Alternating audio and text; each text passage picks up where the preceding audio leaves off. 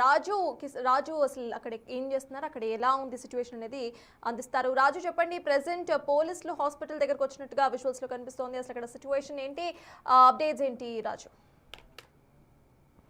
అతన్ని, అతని భార్యని, అతనితో పాటు అతనికి సహకరించినటువంటి వాళ్ళని కూడా ప్రస్తుతం అయితే పోలీసులు అరెస్ట్ చేసి తీసుకెళ్తున్నటువంటిది అయితే మనము ఆ విజువల్లో చూడొచ్చు. ఎందుకంటే ఈ కేసుకు సంబంధించి అభినవ్ దర్శన్ పూర్తిగా తను ఒక డ్రామా అయితే ప్లే చేశాడు. ఆ డ్రామా ప్లే చేసినటువంటి నేపథ్యంలో తనైతే ప్రస్తుతం అరెస్ట్ చేసినటువంటిది అయితే ఉంది. ఇక్కడ నుంచి చింతపల్లి తీసుకెళ్ళడానికి పోలీసులు అయితే సిద్ధమైనటువంటిది అయితే మనం చూడొచ్చు. అట్లా అంటే అభినవ్ దర్శన్ కూడా ముఖ్యంగా చూస్తే అభినవ్ దర్శన్ తను కొన్ని మాటలు అయితే చెప్పారు. నేను అసలు ఎక్కడ ఏ విధంగా కూడా నేను దీనికి సంబంధించి అంటే నేను దాడి చేయించుకోలేదు, నా మీదే దాడి చేశారని చెప్పినటువంటి పరిస్థితి అయితే కనిపిస్తుంది. కానీ ఇప్పుడు చూస్తే ప్రస్తుతం దీనికి సంబంధించి పోలీసులు చూస్తున్నాం కదా, మొత్తం అందరూ అటు చింతపల్లి ప్రాంతానికి సంబంధించి ఇందులో కూడా తనతో పాటు ఉన్నటువంటి కొంతమంది సిబ్బందిని కూడా ప్రస్తుతం అయితే అదుపులోకి తీసుకున్నటువంటి పరిస్థితి అయితే కనిపిస్తుంది. ఈ జీప్ లో కూడా అభినవ్ దర్శన్కి సంబంధించినటువంటి కొంతమంది ఎవరైతే సన్నిహితులు ఉన్నారో, అతనికి సిబ్బందిగా ఉన్నటువంటి వాళ్ళు ఉన్నారో, ప్రస్తుతం వాళ్ళను కూడా అదుపులోకి తీసుకుని అయితే ప్రస్తుతం పోలీసులు అయితే తీసుకెళ్తున్నటువంటి విజువల్స్ కూడా మనం చూడొచ్చు. సో పోలీసులు చేస్తున్నటువంటి దీనికి సంబంధించి ముఖ్యంగా చూస్తే ఇక్కడ లోకల్ గా ఉన్నటువంటి పోలీసులు హెల్ప్ అయితే ప్రస్తుతం తీసుకున్నటువంటి పరిస్థితి అయితే కనిపిస్తుంది. వైద్యం నిమిత్తం అయితే ప్రస్తుతం ఇక్కడికి వచ్చామని చెప్తున్నా కూడా కొన్ని నిజాలు నిర్ధారించుకున్న తర్వాత ప్రస్తుతం అయితే పోలీసులు అయితే అదుపులోకి తీసుకుని వెళ్తున్నటువంటిది అయితే మనం చూడొచ్చు. ఇక్కడ నుంచి అభినవ్ దర్శన్ ని ప్రస్తుతం విశాఖ పోలీసులు, అదేవిధంగా అల్లూరు జిల్లా పోలీసులు ఇక్కడ నుంచి అతన్ని తీసుకుని విచారణకైతే తీసుకెళ్లే అవకాశం అయితే కనిపిస్తుంది. మనం పోలీస్ జీపులు కూడా చూడొచ్చు. ముఖ్యంగా చూస్తే అంటే ఇదొక డ్రామాగా క్రియేట్ చేసినటువంటిది అయితే స్పష్టంగా కనిపిస్తుంది. మనం చూస్తున్నాం కదా, జేడీఎస్ హాస్పిటల్కి సంబంధించి ఈ హాస్పిటల్లోనే ఈ రోజు ఉదయం నుంచి ఈ అభినవ్ దర్శన్ ఇక్కడే ట్రీట్మెంట్ అయితే తీసుకున్నటువంటిది అయితే ఉంది. ట్రీట్మెంట్ తీసుకున్నటువంటి నేపథ్యంలో ప్రస్తుతం ఇదంతా ఒక డ్రామా క్రియేట్ అయిందని తెలిసిన తర్వాత ప్రస్తుతం అభినవ్ దర్శన్కి సంబంధించి పోలీసులు అదుపులోకి తీసుకుని అటు చింతపల్లికి అయితే తీసుకెళ్తున్నారు. రేపు మొత్తం ఈ కేసుకు సంబంధించి రాత్రి ఇన్వెస్టిగేషన్ తర్వాత రేపు ఖచ్చితంగా మీడియాకి వివరాలు అందించే అవకాశం అయితే ఉంది. అభినవ్ దర్శన్ ని అదుపులోకి తీసుకున్నటువంటి నేపథ్యంలో నిన్నటి నుంచి అభినవ్ దర్శన్ ఆడుతున్నదంతా ఒక డ్రామా గాను, ఇదొక ఫేక్ గాను క్రియేట్ అయినటువంటి పరిస్థితి అయితే ఉంది. ఈ నేపథ్యంలోనే పోలీసులు అతను అదుపులోకి తీసుకుని ప్రస్తుతం చింతపల్లి అయితే తరలించినటువంటి పరిస్థితి కనిపిస్తోంది. ఎస్ రాజు, తన భార్యను కూడా అక్కడ తీసుకెళ్లినట్టుగా అర్థమవుతోంది. అండ్ వాంగ్మూలం ఇచ్చిన యువకులని కూడా తీసుకెళ్లారు. సో దీనికి సంబంధించి కేసు ఎన్ని మలుపులు తిరిగే అవకాశం ఉందనుకోవాలి. అండ్ ఎస్పెషలీ పాస్టర్ అభినయ్ పై ఎలాంటి ఛార్జెస్ పోలీసులు పెట్టే అవకాశం ఉందనుకోవాలి రాజు? ఎస్, ఇక అల్లూరు జిల్లా పాడేరులో కలకలం రేపిన పాస్టర్ పై దాడి ఎపిసోడ్ కు ఇదొక ఇదొక స్మాల్ ఎండ్ కార్డ్ అని చెప్పుకోవచ్చు. అనంతరం కూడా ప్రెసెంట్ పాస్టర్ ను ఇప్పటికే అరెస్ట్ చేసి తీసుకెళ్లారు. అనంతరం పోలీసుల విచారణ తర్వాత ఎలాంటి విషయాలు బయటపడతాయనేది కూడా చూడాలి. Yes, will go back to the associate editor Ganesh. చెప్పండి, ప్రెసెంట్ చూస్తున్నాము పాస్టర్ అభినయ్ ను పోలీసులు తీసుకువెళ్లారు. అభినయ్తో పాటు తన భార్యను సహకరించిన మన నలుగురు యువకుల్ని కూడా తీసుకెళ్లారు. సో ఈ కేసు ఎలా బయటకు వచ్చే అవకాశం ఉందనుకోవాలి. అండ్ మళ్ళీ ఆయన ప్రతిసారి కూడా తనకు సంబంధించిన సామాజిక వర్గాన్ని కేసులు లాగే ప్రయత్నం చేస్తున్నారు కాబట్టి సామాజిక వర్గానికి సంబంధించి మళ్ళీ ఏమైనా సెంటిమెంటల్ డైలాగ్స్ వీళ్ళు వాడే అవకాశం ఉందనుకోవాలా గణేష్? ముందుగా మనం అల్లూరు జిల్లా ఎస్పీ అమిత్ బర్దార్కి శాల్యూట్ చెప్పాలి. ఎందుకంటే దాదాపు 24 గంటలు గడవక ముందే ఆయన కేసు ఇన్వెస్టిగేషన్ ఎంత పకడ్బందీగా చేశారంటే దాన్ని నిజంగానే ఒక సెన్సిటివ్ ఇష్యూ. ఎందుకంటే దీన్ని ఒక మతం పైన ఇంకో మతం దాడి చేసినట్టుగా క్రియేట్ చేసింది. నిజంగా సెన్సిటివ్ అయ్యే విషయం. ఎందుకంటే ఈ రోజుల్లో ఎక్కడ ఏం జరిగినా నమ్మే పరిస్థితులు కనిపిస్తున్నాయి. దానికి తోడు అది చాలా వరకు తీవ్రవాదాలు, ఇప్పుడు హిందూ తీవ్రవాదం అంటున్నారు, ముస్లిం తీవ్రవాదం అంటున్నారు, క్రైస్తవ తీవ్రవాదం అంటున్నారు. ఇన్ని తీవ్రవాదాల మధ్య జరుగుతున్న దాడిని ప్రతిదాన్ని కూడా సోషల్ మీడియా వస్తున్నప్పుడు ఒక భయం కలుగుతుంది. అలాంటి దాన్ని నిజంగా దాడి జరిగిందా లేదా అనేది ముందు తేల్చాల్సిన ప్రాథమిక విషయం. కాబట్టి ఆ వీడియోలు చూసిన తర్వాత ఎవరికైనా భయం కలుగుతుంది. ఇంత దానిపైన చర్చలు అన్నీ జరుగుతున్న సమయంలోన ఎస్పీ ఏదైతే అల్లూరు జిల్లా ఎస్పీ అమిత్ బర్దార్ చాలా ఎక్సలెంట్గా ఆయన దీన్ని ఇన్వెస్టిగేషన్ చేశారని చెప్పాలి. ఆ ఇన్వెస్టిగేషన్లోన ముందుగా ఆయన ఎక్కడైతే ఫోన్ ఈ రోజుల్లోన సోషల్ మీడియాలో ప్రధానంగా కావాల్సింది మనకు ఉండే స్మార్ట్ ఫోన్, ఆ స్మార్ట్ ఫోన్ నుంచి ఇన్వెస్టిగేషన్ స్టార్ట్ అవుతుంది. ఫస్ట్ సీసీ కెమెరాలతో స్టార్ట్ అవుతుంది, తర్వాత స్మార్ట్ ఫోన్ వరకు వస్తుంది, అక్కడ నుంచి ఇన్వెస్టిగేషన్ అంతా జరుగుతుంది ఇప్పుడు లేటెస్ట్గా.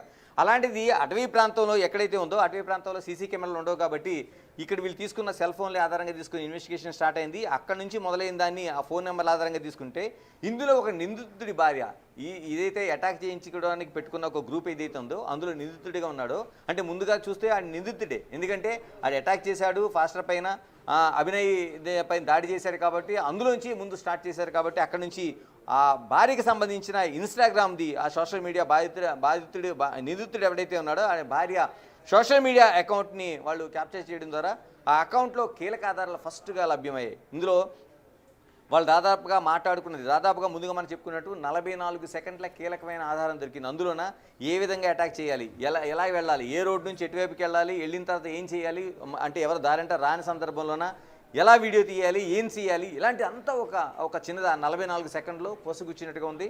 మన బిగ్ టీవీ పూర్తిగా స్క్రీన్ పైన మనం వినిపించకూడదు దాన్ని. అంటే దీని తర్వాత హత్యాయత్నం జరిగింది నెంబర్ 1, ఇది ఏదైతే ఉందో కీలక ఆధారం.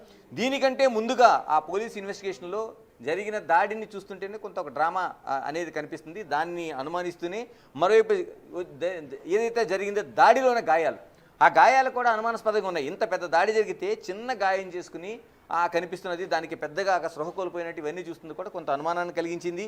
దీన్ని వెళ్ళిన తర్వాత ఇవన్నిటిలోన తర్వాత డాక్టర్స్ రిపోర్టు, అంటే ముందుగానే ఆ ఇన్స్టాగ్రామ్ ఆడియోలు వీడియోలు, అంతకుముందు ఉండే దాడి చేస్తున్న వీడియోలు, తర్వాత డాక్టర్ల రిపోర్టు, ఇలా మొత్తం అంతా చూస్తున్న తర్వాత కుట్ర అనేది బయటపడింది. ఇప్పుడు కొద్దిసేపటి క్రితం మనం బిగ్ టీవీ స్క్రీన్ పైన చూసాం, పోలీసులు అరెస్ట్ చేసి అభినయ్ దర్శన్ని తీసుకెళ్తున్న దృశ్యాలు మనం చూసాం.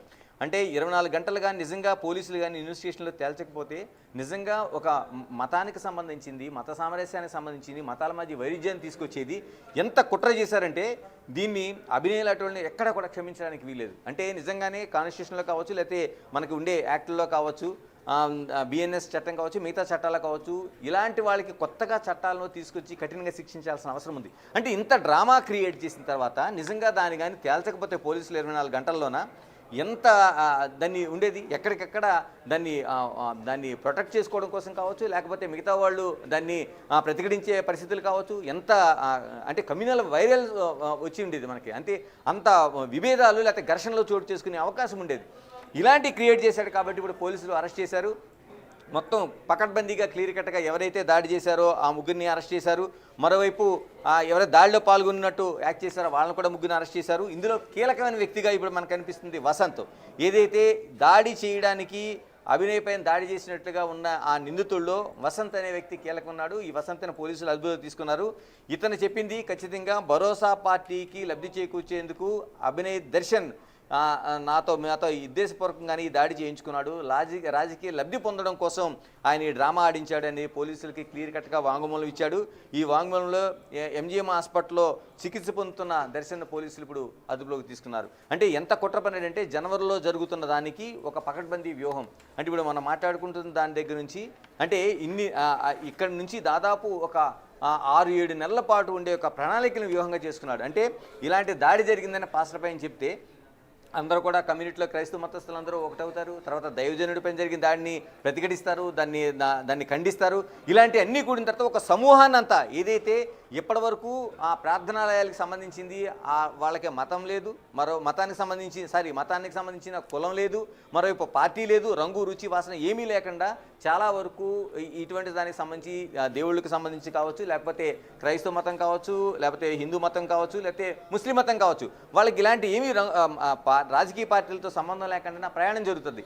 దాన్ని బ్రేక్ చేస్తూ ఇప్పుడు ఏదైతే తను పెట్టాడో భరోసా పార్టీ అనేది, ఆ భరోసా పార్టీ అనే దానికి ఈ యాక్టింగ్ అంతా ఒక భరోసాగా ఏర్పాటు చేసుకున్నాడు. జనవరిలో జరిగే ఏదైతే పాదయాత్రకి లక్షలాది మందిగా ఈయన వెళ్తుంటే నిజంగా ఇలా దాడి గురై ప్రాణాలతో బయటపడ్డాడు.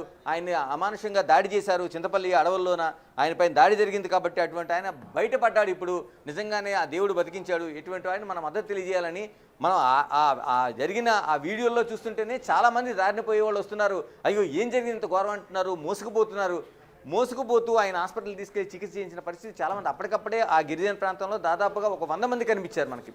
ఇవన్నీ దీన్ని చూసుకుని ఎంత ప్లాన్డ్ అంటే ఒక ప్లాన్ చేసుకున్న తర్వాత ఇలాంటి ప్లాన్ తనకి జనవరిలో జరిగే పాదయాత్రకి లక్షలాది మంది తన కూడా ప్రయాణం చేస్తారు, తన క్రైస్తవ మతానికి ఏకైక ప్రతినిధిగా ఉంటానని చెప్తున్నాడు. అది ఎక్కడా కుదరలేదు. దాదాపు 24 గంటల్లోనే దాన్ని బట్టబయలు చేశారు. ఇలాంటి వాళ్ళకి కఠినంగా శిక్షించాలనే డిమాండ్ ఇప్పుడు వ్యక్తమవుతుంది. నిజంగానే ఈ ఒక కొద్ది గంటల్లోనే బయటపడింది కాబట్టి ఇంత పెద్ద విపత్తును మనం తప్పించగలిగామని చెప్పాలి. అందుకనే నేను చెప్తున్న ముందుగానే అక్కడ ఉండే పోలీసులకి హ్యాట్సప్ చెప్పాల్సిన అవసరం ఉంది. ఎందుకంటే కమ్యూనల్ రైవల్టీస్ ఏమి రాకుండా, ఆ మత ఘర్షణలు ఏర్పడకుండా నిరోధించగలిగారు. ఎవరైతే దోషి ఉన్నాడో వాళ్ళని పట్టుకోగలిగారు. ఇలాంటి అభినయ దర్శనం లాంటి వాళ్ళకి కఠినంగా శిక్షించాలనే డిమాండ్ ఇప్పటికే వ్యక్తమవుతుంది. క్లియర్ కట్గా పోలీసులు దీనికి సంబంధించిన సాక్ష్యాలు సేకరించారు. అభినయ్ దర్శన్ ఏమి చెప్పినా ఇక చెల్లుబాటు కాకుండా అయితే పరిస్థితులు ఉన్నాయి. నిజంగా రేపటి నుంచి ఏ విధంగా ఉంటుంది? ఇప్పటివరకు సోషల్ మీడియాలో చాలా వరకు సానుభూతి వ్యక్తమైంది, అయ్యో పాప అన్నారు. కానీ ఇలాంటి వాళ్ళకి ఇప్పటికే స్టార్ట్ అయిపోయింది చాలా వరకు. అంటే ఇంత నాటకీయ ప్రక్రియలో ఉండేవాడికి ఎలాంటి గుణపాఠం చెప్పాలనేది కూడా సోషల్ మీడియా పెద్ద ఎత్తున చర్చ జరుగుతుంది. ప్రభుత్వం కూడా దీనిపైన ఇలాంటి వారిపైన కఠినంగా చర్యలు తీసుకోవాలని డిమాండ్ అయితే వ్యక్తమవుతుంది. Thank you Ganesh.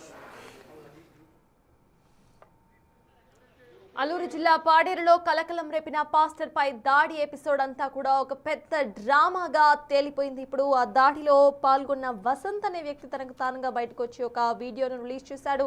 అండ్ పోలీసులకు సైతం వాంగ్మూలాన్ని ఇచ్చాడు. తనను ఇటు డబ్బులు ఇచ్చి పాస్టర్ అభినయ్ తనపై దాడి చేయాల్సిందిగా కోరినట్టుగా వసంత్ పేర్కొన్నారు. అయితే రైట్ నవ్ హాస్పిటల్ నుండి పాస్టర్ అభినయ్తో పాటు తన భార్య అండ్ ఎవరైతే నలుగురు ఆయనపై దాడి చేశారో ఆ నలుగురిని కూడా అరెస్ట్ చేశారు. పోలీసులు అరెస్ట్ చేసి ప్రెజెంట్ తీసుకెళ్లిన అనంతరం కూడా ఇన్వెస్టిగేషన్ కొనసాగుతుంది. ఇన్వెస్టిగేషన్ తర్వాత మరిన్ని డీటెయిల్స్ కూడా బయటకు వచ్చే అవకాశం కనిపిస్తోంది. పాస్టర్ అభినయ్ కు సంబంధించి ఒకసారి డీటెయిల్స్ చూస్తే భరోసా అనే ఒక రాజకీయ పార్టీ పెట్టబోతున్నట్టుగా, ఇంకా మనం క్లియర్ గా చూసుకుంటే ఈ భరోసా అనే పార్టీ ఇంకా కూడా ఎలక్షన్ కమిషన్ దీన్ని ఐడెంటిఫై చేయలేదు. ఇది ఇంకా రిజిస్టర్ అవ్వని పార్టీ. అయితే భరోసా అనే ఒక పొలిటికల్ పార్టీ పేరు మీద ఆయన పాదయాత్రను స్టార్ట్ చేశాడు. పాదయాత్ర జనవరిలో స్టార్ట్ చేస్తే అప్పటి నుండి ఎటువంటి గొడవ జరగలేదు. ఎప్పుడైతే నేను పాడేరు జిల్లాకు వచ్చానో పాడేరు జిల్లాలో అక్కడున్న గిరిజనులకు సంబంధించిన నీటి సమస్యను లేవనెత్తి అక్కడ పూర్తిగా కూడా వినతి పత్రాన్ని అధికారులకు అందించే ప్రయత్నం చేశాను. అధికారులకు వినతి పత్రాన్ని అందించే ప్రయత్నం చేసినప్పుడు నాకు బ్లాక్మెయిల్ చేసే కాల్స్ వచ్చాయి, నిన్ను చంపేస్తాము అంటూ కూడా కాల్స్ చేశారు. అయినా కూడా తాను పట్టించుకోకుండా వినతి పత్రాన్ని అందజేశాను. అనంతరం కూడా తనపై దాడి జరిగింది అంటూ కూడా డే 1లో ఆయన మాట్లాడుతూ చెప్పే ప్రయత్నం చేశారు. అనంతరం కూడా మా ప్రతినిధి రాజు అడిగిన ఇదొక డ్రామాగా అందరూ భావిస్తున్నారు. అంటే ఆయన ఖచ్చితంగా ఇలానే అంటారు అని నాకు తెలుసు అంటూ కూడా దీన్ని పక్కదారి పట్టించే ప్రయత్నం చేశారు. ప్రెసెంట్ పోలీసులు కూడా దీన్ని ఒక హై డ్రామాగా తేల్చారు. ఇదే అంశానికి సంబంధించి మరిన్ని డీటెయిల్స్ మా ప్రతినిధి శివ అందించడానికి సిద్ధంగా ఉన్నారు.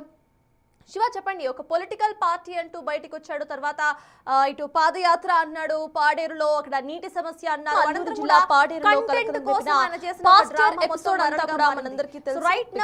ఎలా చూడాలంటారు? కమ్యూనల్ సోషల్ మీడియాలో కొన్ని మాటలు మాట్లాడారు, వైరల్ అయింది ఆయనపై దాడి వీడియోస్. అయితే ఆ దాడి వీడియోస్ వెనుకున్న అసలు నిజాలను మాత్రం పోలీసులు బట్టబయలు చేశారు. ఇప్పుడు కడపకు చెందిన భరోసా పార్టీ అధ్యక్షుడిగా చెప్పుకునే పాస్టర్ అభినయ్ దర్శన్ తన అనుచరులతో కలిసి ఆడిన ఒక పెద్ద మైండ్ గేమ్ గా పోలీసులు దీన్ని నిర్ధారించారు. అయితే నిన్న మధ్యాహ్నం పాడేరు నియోజకవర్గం జీకే వీధి మండలం చింతపల్లి సబ్ డివిజన్ పరిధిలోని అటవీ ప్రాంతంలో ఈ హైడ్రామా మొత్తం కూడా చోటు చేసుకుంది. కొందరు వ్యక్తులు కారుపై రాళ్లతో దాడి చేసినట్టు, పాస్టర్ను చంపేసేందుకు ప్రయత్నించినట్లు ఒక వీడియోను చిత్రీకరించి సోషల్ మీడియాలో రిలీజ్ చేశారు.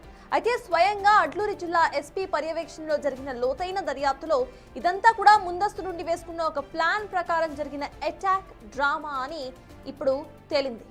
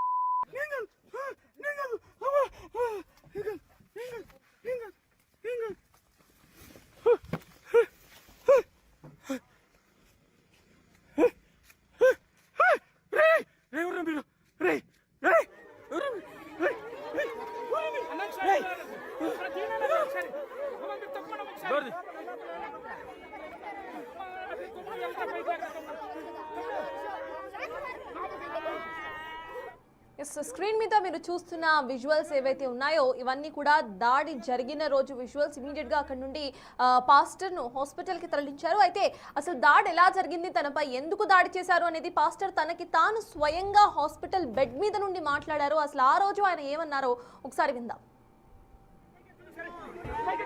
దిగుతాం డోర్ ఓపెన్ చేసేకి ఇద్దరు వచ్చేసారు. ఇద్దరు వచ్చి 2 చేతులు పట్టుకుని లాగేసారు. కింద పడ్డాను. కింద పడగానే బ్యాలెన్స్ అవుట్ అయిపోయింది.